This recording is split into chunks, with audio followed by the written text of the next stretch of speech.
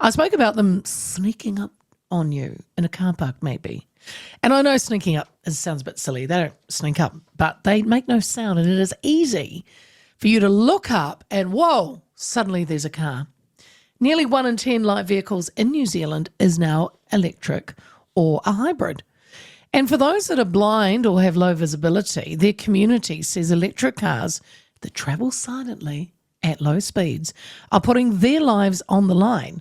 And they would like the government to mandate noise-emitting devices on these cars before somebody is badly hit or worse, killed. Maureen Abel-Williamson is also the president of the World Blind Union. She's been struck twice by vehicles she couldn't hear. She's been backed into and even driven into from the front. Fortunately, it happened at low speeds, but it can happen. Blind Low Vision New Zealand and Blind Citizens New Zealand have been jointly lobbying the government for changes. And the Blind Citizens General Manager is Dan Shepherd, and he joins me now. Dan, good afternoon. Hi there, Leah. Dan, thank you for your time. Lovely to speak with you. Firstly, can you tell me a bit about your role at Blind Low Vision New Zealand?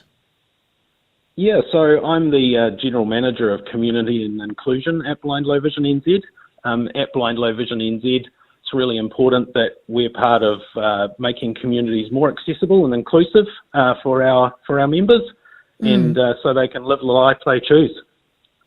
Yeah, I mean, I noticed, so things like in my neighbourhood, when you crossings and on footpaths, you've got the dots that are gathered for someone with a cane. I mean, is that all part of kind of what you look into?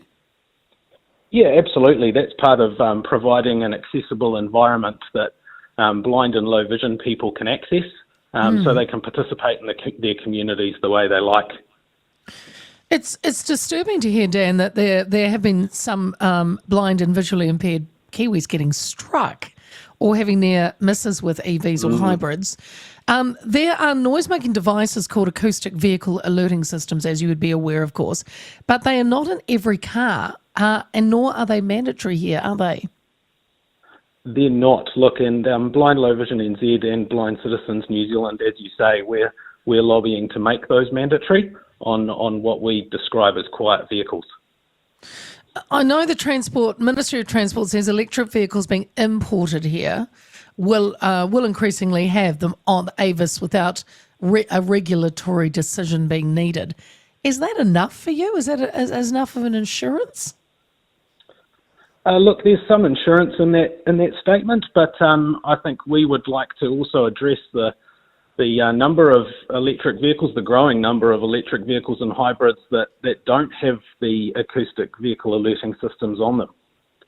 And is it true too that, like, I suppose you could probably switch them off. I don't actually know how they work, but I mean, and even though the way I look at it, the Ministry of Transport's saying, look, hey, we've already, they're already going to come in with them. You don't need to change the law.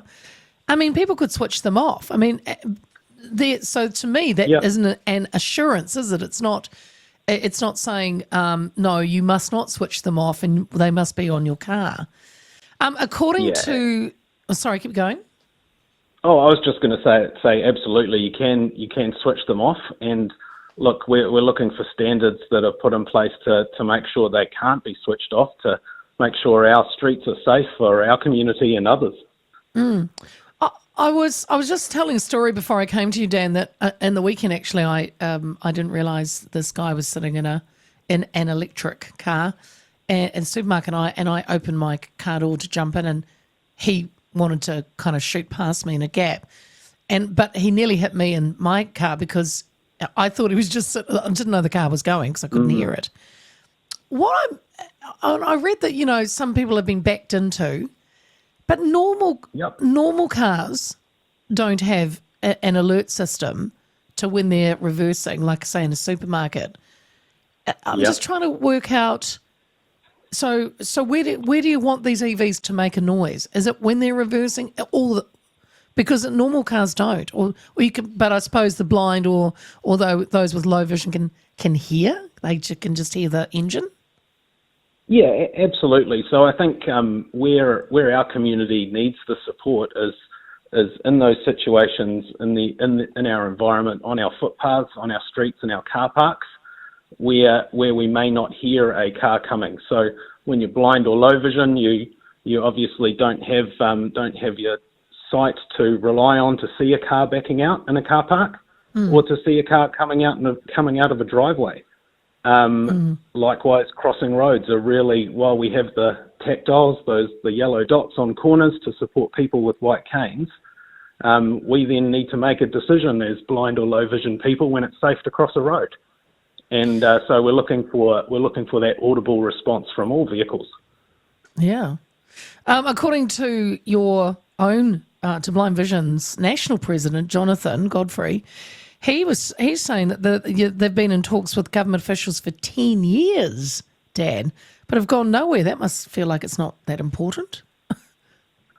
Well, yeah, look, Jonathan's with Blind Citizens New Zealand, and I know they have been on this topic for some time. We're happy at Blind Low Vision New Zealand to add our weight to the conversation. Do you know, Dan, are there other countries in the world where these acoustic vehicle alerting systems are mandatory in EVs and hybrids? Yeah, certainly. Across the world, there are these standards in place. We are supporting Blind Citizens in terms of following the standards that are in Australia, with regards to making this technology available to make our streets safe. So, Dan, essentially, you and other associations which you named, you would just like an assurance that every new vehicle or vehicle that's brought into the country is making enough noise that it can be heard. Absolutely, and I think the call behind that assurance is that every New Zealander has the right to access their community safely and independently. And at the moment, we appreciate that the number of electric vehicles and hybrid vehicles is growing. And so too is the problem then. And so addressing that problem now, hopefully we can make our community safer for everyone. A pleasure talking to you, Dan. I appreciate it. That is Dan Shepherd, Blind Low Vision New Zealand's General Manager of Community and Inclusion.